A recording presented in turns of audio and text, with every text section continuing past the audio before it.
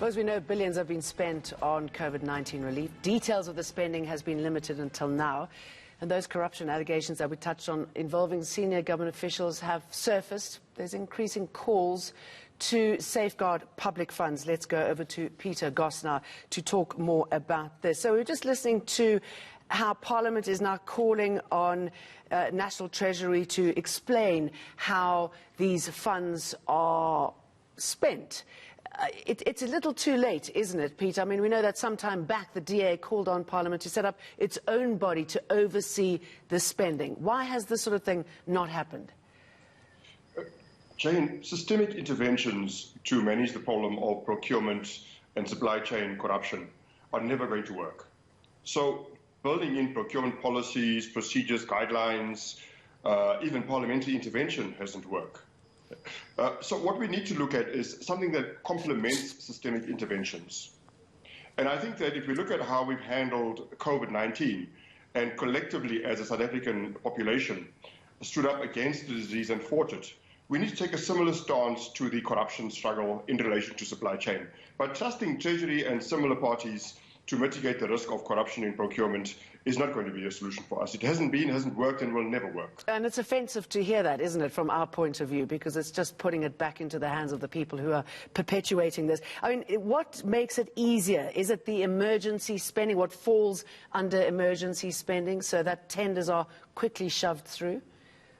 Jane, it's much more than emergency spending. I mean, we see the wave of opportunity coming for the corrupt criminal. For example, we're busy with now post-COVID financing, infrastructure development, etc.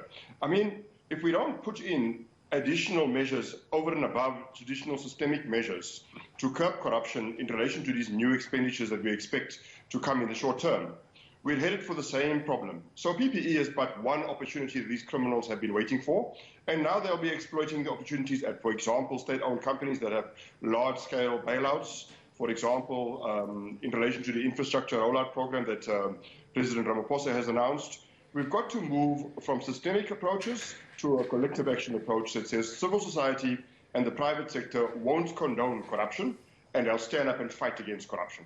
Okay, and can that work? I mean, when you've got everybody doing it and when so many tenders are linked to politicians for the final tick-off, how do we get around that?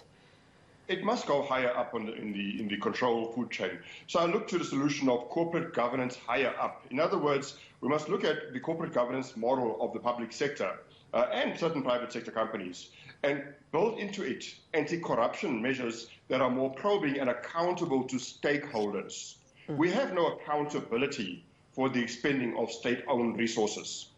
We need an accountability system, and the only people that can hold politicians and leaders of public sector organs accountable are employees, trade unions, civil society at large, and other political parties. And how do you stop, I mean, when with the government's fund to fight COVID-19, I mean, I heard that the minute money was going in, these little companies were being set up in order to absorb those funds. How do we get into that point to stop that from happening right at the beginning?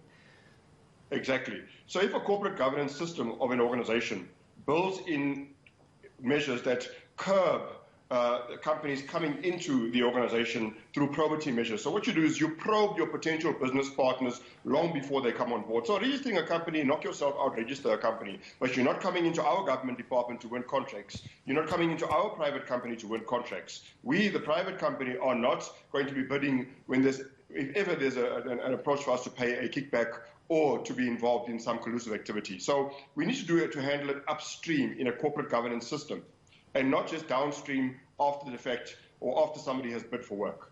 Always good to talk to you, Peter Goss. Thank you.